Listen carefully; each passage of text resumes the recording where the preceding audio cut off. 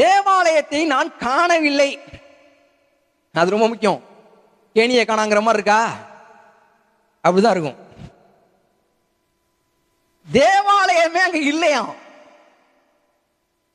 அப்ப என்னங்க தேவாலயம் எங்க இருக்கும்? அப்ப நான் எங்க போய் ஆராதிக்கிறது அப்படின்னா, நீ போய் இறங்கினாவே ஆராதனை தான் அங்க.